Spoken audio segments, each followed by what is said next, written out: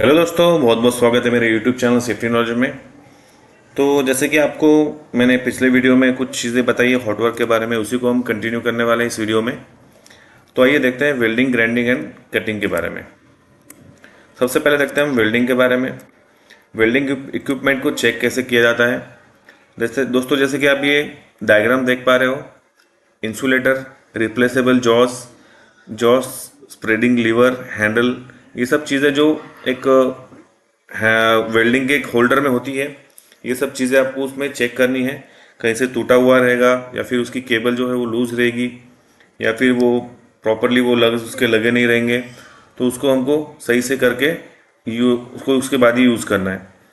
दोस्तों, जब भी आप कोई अगर वेल्डिंग का काम कर रहे हो, तो आपका जब वेल्डिंग आप कोई काम कर रहे हो जिस पे आप सीढ़ी पे खड़े खड़े रह के काम कर रहे हो या फिर कोई स्कैफोल्डिंग पे खड़े रह के काम कर रहे हो, तो आपको डायरेक्ट वो मेटल के चीज़ पे खड़े रह के काम नहीं करना है। क्योंकि अगर डैमेज केबल या फिर मशीन में अगर आर्थिंग आ गया या फिर करंट शॉक आ गया, करंट आ गया, तो वो आपको शॉक लगने के चांसेस बहुत ज़्यादा होते हैं। तो जब भी आप वेल्डिंग इक्विपमेंट यूज़ करेंगे दोस्तों, आपकी जो केबल रहती है वो आराम से, मतलब उसको चेक करना है प्रॉपरली, उसमें कोई भी कट ना हो, कोई भी जॉइंट अगर है उसमें तो वो प्रॉपरली जॉइंट लगा हुआ रहना चाहिए। अगर होल्डर, अगर वेल्डिंग आप काम कर रहे हो, तो अगर ज़्यादा अगर वेल्डिंग का होल्डर अगर ज़्यादा गर्म होता है, तो उसको पानी के अंदर बिल्कुल भी नहीं डुबाना है। वो होल्डर को आराम से ठंडा होने देना है, उसके बाद ही आपको उसको यूज़ करना है। और जब भी कोई भी मशीन को यूज़ कर रहे हो, उसको अगर टच करना है आपको, या फिर कोई केबल चेक कर रहे हो, अगर लाइव केबल है तो उसको पहले ऑफ करके उसके बाद ही चेक करना है। अगर मशीन चेक कर रहे हो तो प्रॉपरली उसको पीपीस पहन के उसके बाद ही आपको चेक करना है। देख रहे हो using of a welding equipment. अगर आप वेल्डिंग मशीन यूज़ कर रहे हो डेली बेसिस पे, तो आपका ये कर्तव्य बनता है कि आपको वो उसका इंस्पेक्शन डेली करना चाहिए। उससे क्या होता है, यदि आपको कोई काम में अगर दिक्कत आ रही है या फिर कोई अगर परेशानी आ रही है वेल्डिंग में, अगर प्रॉपरली उसका वोल्टेज नहीं आ रहा है, तो उसको आपको वो तुरंत आपको पता चल जाएगा। दोस्तों, अभी हम बात करते हैं गैस कटिंग सेट के बारे में।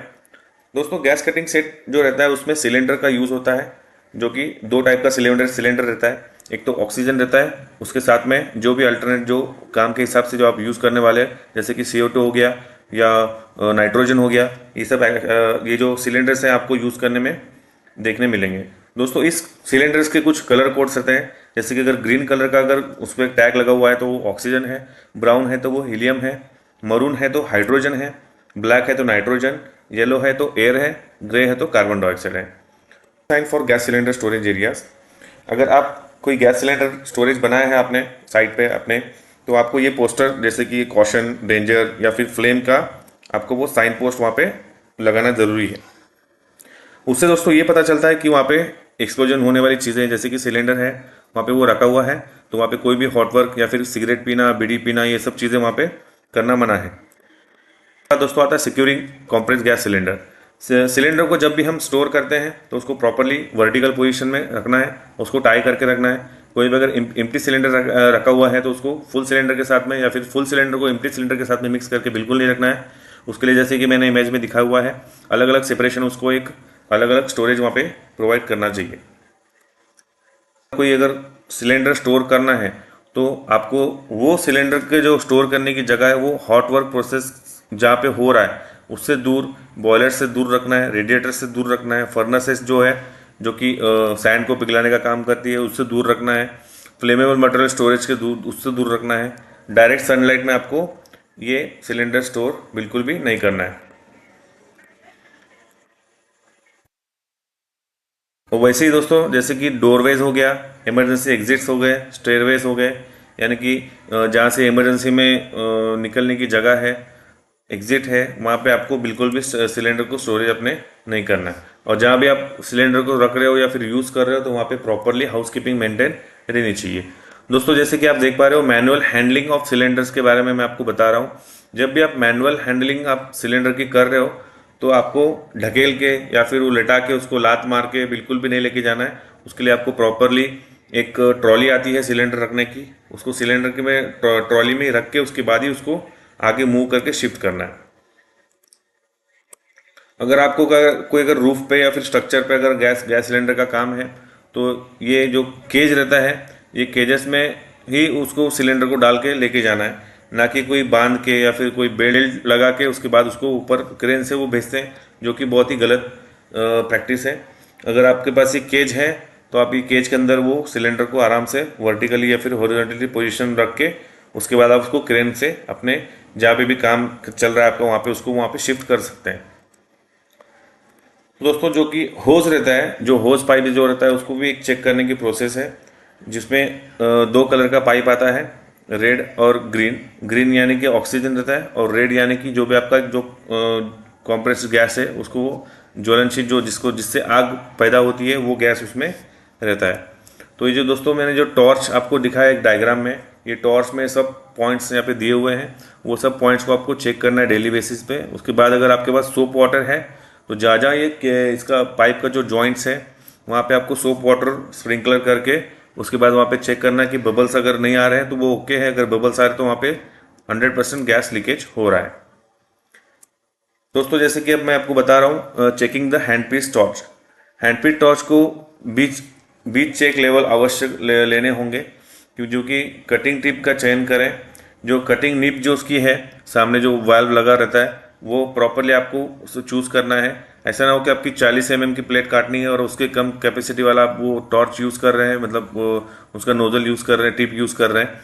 तो उसके लिए आपको प्रॉपरली वेल्डिंग और कटिंग के लिए जो भी आप टॉर्च का निप यूज़ करने वाले हो वो प्रॉपरली लगा हुआ, मतलब प्रॉपरली सिलेक्टेड रहना चाहिए, उसी काम के लिए वो बना हुआ रहना चाहिए। तो दोस्तों आइए देखते हैं हम चेकिंग ऑफ प्रेशर रेगुलेटर्स।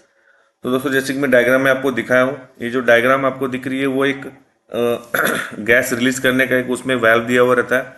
उसको आराम से जो जितना अपने को चाहिए उतना ही उसको गैस उतने लेवल पे गैस रख के उसके बाद ही वो काम शुरू करना चाहिए। उसके बाद दोस्तों रेगुलेटर को भी आपको चेक करना है, अगर वो प्रॉपरली काम नहीं कर रहा है तो ऐसा हो सकता है कि ज़्यादा प्रेशर गैस का छोड़ देंगे तो उससे आपको गैस सिलेंडर या फिर जहाँ पे आप काम कर रहे हो वो ब्लास्ट होने की चांसेस बने हुए रहते हैं। तो दोस्तों कुछ सेफ प्रैक्टिसेस भी हैं, जो कि एंटी फ्लैशबैक अरेस्टर जो रहता है, जो एक पार्ट है, वो जो देख रहे हैं आप चेक वाल्व्स के बाजू में जो ग्रीन कलर का या फिर रेड कलर का दिख रहा है, फ्लैशबैक अरेस्टर जिसको कहते हैं, वो दोस्तों वो बिना लगाए आप लोगों को वो गैस कटिंग का सेट यूज ही नहीं करना है। क्योंकि अगर कुछ स्पार्क्स अगर पाइप के अंदर अंदर आ जाता है तो ये जो फ्लैशबैक अरेस्टर जो रहता है वो सिलेंडर के अंदर तक उसको स्पार्क को जाने नहीं देता है, क्योंकि उसमें एंटी स्पार्क एक किट लगा हुआ रहता है, जिससे वो आर्क जो है, जो आग अंदर आई हुई है वो वहीं पे अरेस्ट हो जाती है। तो दोस्तों जैसे कि आपको मैंने बताया कि वेल्डिंग के काम के लिए भी पीपीज हैं, वैसे ही गैस कटिंग के काम के लिए भी पीपीज हैं।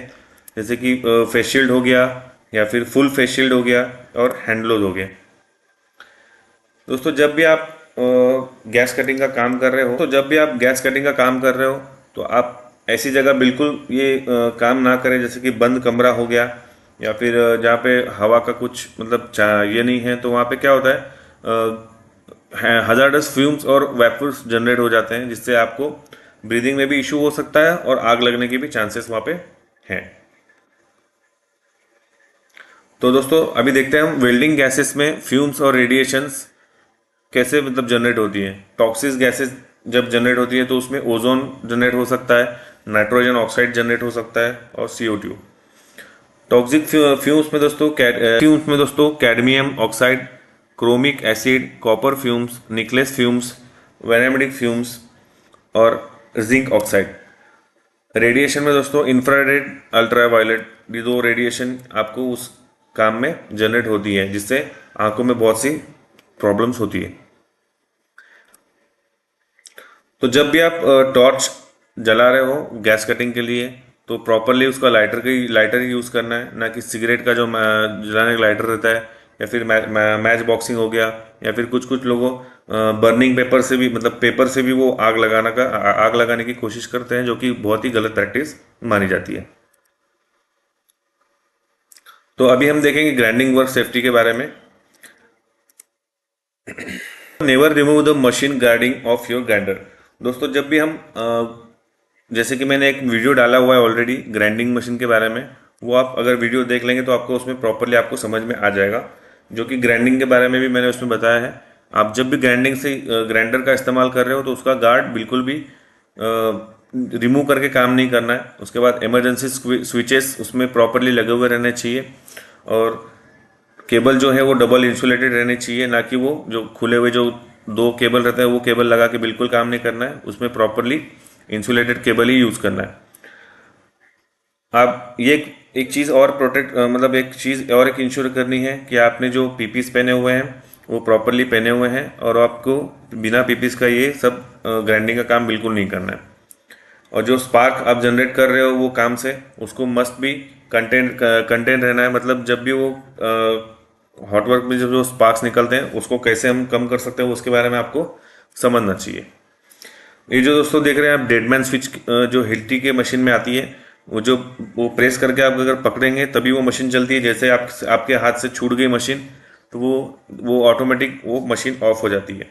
कई के साइड पे कैसे होता है, अगर मशीन ग्राइंडिंग का काम कर रहे हो, अगर एक वर्कर अगर काम कर रहा है ग्राइंडिंग मशीन से, अगर दूसरे बंदे को अगर वो मशीन लग रही है तो वो चालू कंडीशन में मशीन वो ट्रांसफ़र कर देते हैं, जो कि बहुत ही गलत प्रैक्टिस है। उससे एक्सीडेंट होने के चांसेस बहुत हाई लेवल के रहते हैं। उसके बाद दोस्तों कुछ मैंने यहाँ पे safe practices for grinding work लिखा हुआ है। Keep other workers from away from grinding activity. अगर आप कोई ग्राइंडिंग का काम कर रहे हो तो अगर आपके आजू बाजू में कोई लोग हैं तो उनको साइड में करना है, क्योंकि ताकि अगर ब्लेड अगर टूट जाए तो वो ब्लेड उड़ के किसी को चोट ना पहुंचाए। उसके बाद दोस्तों उसका एक फायर ब्लैंकेट है, जैसे कि कम्बेशनल जलने वाली चीज़ें जो आप आजू बाजू आपके हैं उसको अगर रिमूव नहीं कर सकते हो उसको आपको फायर ब्लैंकेट से कवर करके उसके बाद ही काम करना है। अगर उसके लंग्स लगे हुए प्रॉपरली लंग्स लगे हुए रहने चाहिए। उसके बाद use welding screens for the radiation. एक ब्लैक कलर का एक ग्लास आता है और एक उसके अंदर वाइट कलर का एक ग्लास आता है वेल्डिंग के हेलमेट में, वो दोनों प्रॉपरली लगे हुए रहना चाहिए ताकि आपको रेडिएशन से कोई भी इशू ना हो। और जहाँ भी आप काम कर रहे हो उसके आजू बाजू हाउसकीपिंग प्रॉपरली मेंटेन रखनी चाहिए। और कभी भी आपके जो टूल्स हैं जो मूवमेंट करते हैं, जैसे कि grinding machine, screw driver machine हो गई, तो उसके साथ आपको बिल्कुल भी खेलना नहीं है साइड। ये ट्रेनिंग आपको अच्छी लगी होगी। अगर अच्छी लगी होगी तो लाइक कीजिए, शेयर कीजिए, कमेंट कीजिए और ज़्यादा से ज़्यादा इस वीडियो को शेयर कीजिए। Thank you.